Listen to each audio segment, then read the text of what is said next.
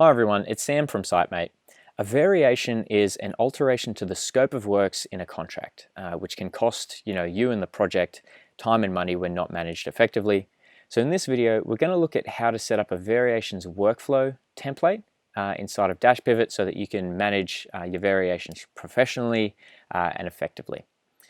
So we've already gone ahead and added a template in here. We've called it variations, and you'll see that it's been set up as a workflow, which means that as I add variations, they will initially sit in this first column here, and then as we sign them off, between different people, it's going to move from one column to the next, and the idea being that, of course, we want to move the variation from this first column to being closed out, as you can see here.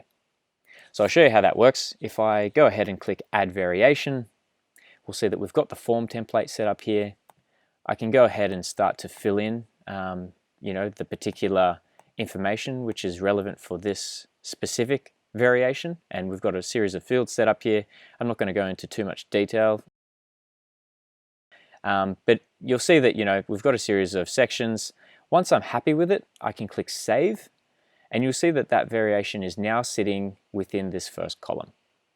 Now, the trick to getting this form to move from the first column to the second column to the third and so on is by using what we call approval signatures.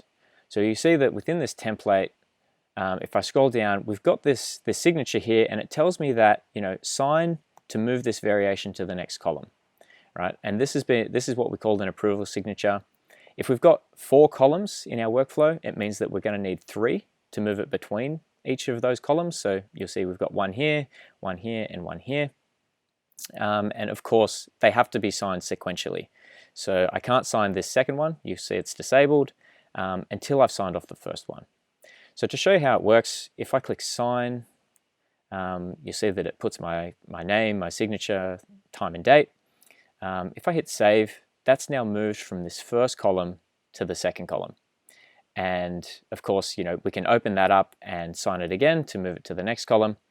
One of the handy features about setting it up in Dashpivot as a workflow is that you can set up notifications.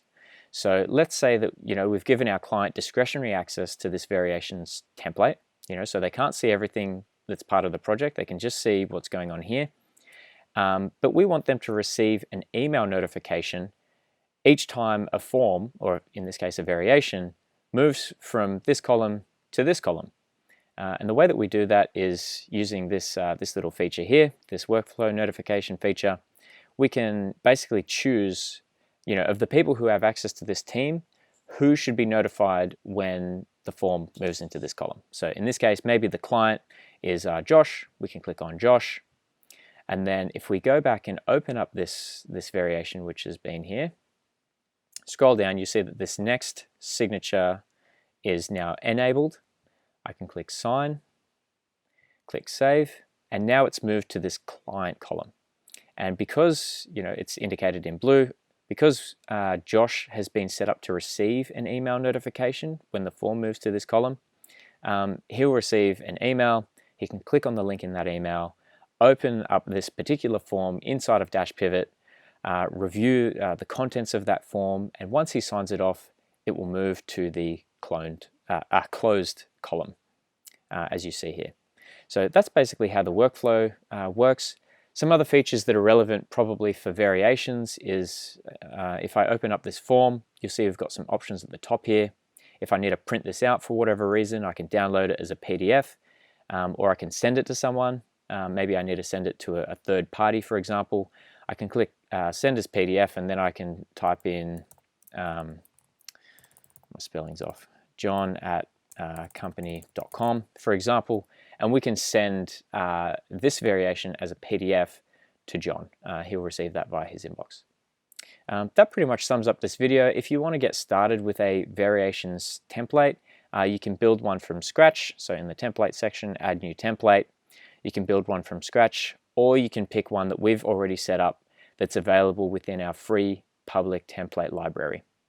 And that's how you can manage variations with Dashpivot.